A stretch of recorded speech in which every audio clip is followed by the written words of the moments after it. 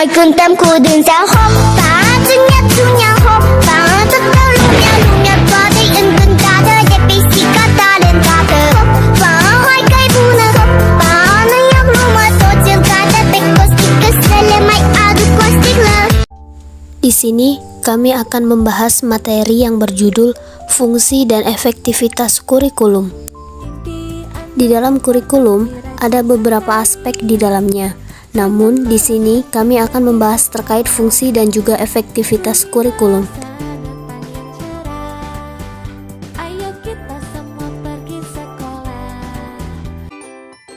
Fungsi di dalam kurikulum menurut para ahli ada banyak. Menurut Hendiat Soktopo dan Wasti Soemanto berpendapat bahwasannya fungsi kurikulum ada 7. Yang pertama, fungsi kurikulum dalam mencapai tujuan pendidikan. Kurikulum sekolah pada dasarnya adalah sebagai alat untuk mencapai tujuan yang ingin dicapai. Tujuan pendidikan dapat dijabarkan dari tujuan tertinggi, yaitu tujuan pendidikan yang akan dicapai. Yang kedua, fungsi kurikulum bagi perkembangan siswa. Dari berbagai materi yang diajarkan kepada mereka, diharapkan siswa akan mendapatkan pengalaman baru dalam proses dan hasil belajarnya. Pengalaman belajar inilah yang selanjutnya akan dapat dipergunakan bagi pengembangan potensi mereka di kemudian hari. Oleh sebab itu, merancang kurikulum akan amat penting artinya bagi upaya pembentukan dan pembinaan karakter siswa, agar mereka dapat mandiri dan menjadi sosok yang bermanfaat bagi dirinya dan masyarakat. Kamu jangan nyontek punyaku dong, kerjain sendiri. Yang ketiga, fungsi kurikulum bagi para pendidik. Bagi guru atau pendidik, kurikulum memegang peran penting yang berfungsi sebagai alat untuk mencapai tujuan-tujuan pendidikan. Kurikulum sebuah sekolah berisi uraian tentang jenis-jenis program yang diselenggarakan di sekolah. Atas dasar itulah, kemudian sekolah dapat merencanakan secara lebih lanjut bagaimana kualifikasi guru yang harus disiapkan oleh sekolah. Yang keempat, fungsi kurikulum bagi pimpinan dan pembina sekolah. Sebagai pedoman dalam mengadakan fungsi supervisi, yakni memberikan situasi belajar agar lebih kondusif. Sebagai pedoman dalam melaksanakan fungsi supervisi dalam menciptakan situasi belajar yang menunjang situasi belajar siswa ke arah yang lebih baik. Sebagai pedoman dalam melaksanakan fungsi supervisi dalam memberikan bantuan kepada para guru dalam menjalankan tugas kependidikan mereka. Sebagai seorang administrator, maka kurikulum dapat dijadikan pedoman dalam mengembangkan kurikulum pada tahap selanjutnya. Dan yang terakhir, sebagai acuan bagi pelaksanaan evaluasi agar proses belajar mengajar dapat lebih baik. Yang kelima, fungsi kurikulum bagi orang tua siswa. Kurikulum memiliki fungsi yang amat besar bagi orang tua siswa, yakni agar mereka dapat berperan serta dalam membantu sekolah melakukan pembinaan terhadap putra-putri mereka. Dengan mengacu pada kurikulum sekolah, di mana anak-anak mereka dibina, maka orang tua dapat memantau perkembangan informasi yang diserap anak-anak mereka. Yang keenam, fungsi kurikulum bagi sekolah pada tingkat atas. Ada 2 fungsi yang dapat dikemukakan sebagai keterkaitan antara kurikulum tingkat atas dan tingkat di bawahnya. Yang pertama, sebagai pemeliharaan proses pendidikan. Dengan mengetahui kurikulum yang digunakan oleh suatu sekolah tertentu, sekolah pada tingkat yang lebih tinggi dapat mengadakan penyesuaian dalam perancangan kurikulumnya. Bila sebagian dari kurikulum sekolah tersebut telah diajarkan pada sekolah yang berada di bawahnya, maka sekolah dapat meninjau kembali perlu atau tidaknya bagian dari kurikulum tersebut untuk dilanjutkan. Yang kedua, penyiapan tenaga guru.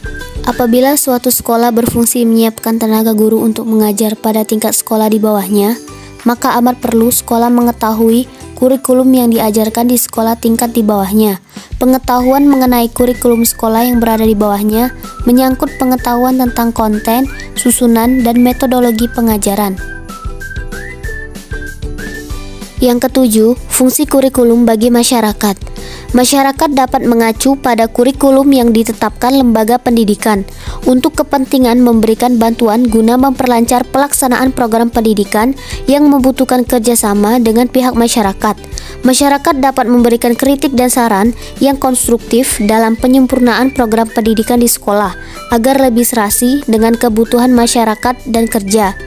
Menurut Meitner 1990, isi kurikulum memiliki 4 fungsi, yaitu yang pertama fungsi pendidikan umum. Fungsi pendidikan umum yaitu fungsi kurikulum untuk mempersiapkan peserta didik agar mereka menjadi anggota masyarakat yang bertanggung jawab sebagai warga negara yang baik dan bertanggung jawab. Kurikulum harus memberikan pengalaman belajar kepada setiap peserta didik agar mampu menginternalisasi nilai-nilai dalam kehidupan, memahami setiap hak dan kewajiban dan sebagai anggota masyarakat makhluk sosial. Dengan demikian, fungsi kurikulum ini harus diikuti oleh setiap siswa pada jenjang dan level atau jenis pendidikan manapun. Yang kedua, suplementasi. Setiap peserta didik memiliki perbedaan baik dilihat dari perbedaan kemampuan, perbedaan minat, maupun perbedaan bakat. Kurikulum sebagai alat pendidikan seharusnya dapat memberikan pelayanan kepada setiap siswa sesuai dengan perbedaan tersebut. Yang ketiga, eksplorasi. Fungsi eksplorasi memiliki makna bahwa kurikulum harus dapat menemukan dan mengembangkan minat dan bakat masing-masing siswa. Melalui fungsi ini, siswa diharapkan dapat belajar sesuai dengan minat dan bakatnya, sehingga memungkinkan mereka akan belajar tanpa adanya paksaan. Yang keempat, keahlian. Kurikulum berfungsi untuk mengembangkan kemampuan anak sesuai dengan keahlian yang didasarkan atas minat dan bakat siswa. Dengan demikian, kurikulum harus memberikan pilihan berbagai bidang keahlian, misalnya perdagangan, pertanian, industri, atau disiplin akademik. Selanjutnya ada efektivitas kurikulum. Efektivitas berasal dari kata efektif yang berarti adanya efek, adanya akibat, pergaulan, dan kesannya. Sedangkan efektivitas berarti menunjukkan taraf tercapainya suatu tujuan. Efektivitas menunjukkan keberhasilan dari segi tercapainya tidaknya sasaran yang telah ditetapkan. Hasil yang makin mendekati sasaran berarti makin tinggi efektivitasnya.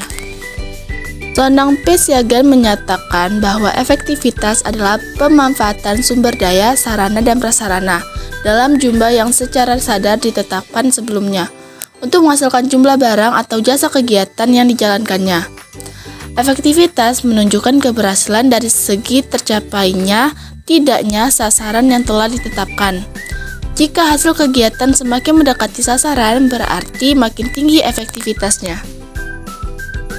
Kurikulum dikatakan efektif jika dapat berinteraksi secara tepat dengan kompetensi guru.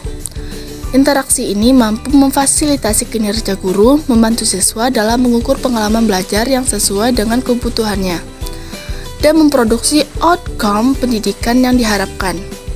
Karakteristik ini awal kurikulum seperti tujuan nasional, isi mata pelajaran, sumber, dan teknologi pendidikan dapat dijadikan dasar sebagai kurikulum sekolah. Evaluasi efektivitas kurikulum dapat meliputi proses dan outcome seperti kinerja guru, serta hasil dan pengalaman belajar siswa. Variabel yang dapat dimanipulasi, diubah, atau dikembangkan oleh peneliti dapat memperbaiki kinerja guru dan outcome sekolah. Serta pengalaman belajar siswa adalah variabel yang erat hubungannya dengan efektivitas kurikulum dan kompetensi guru. Pendengar tetap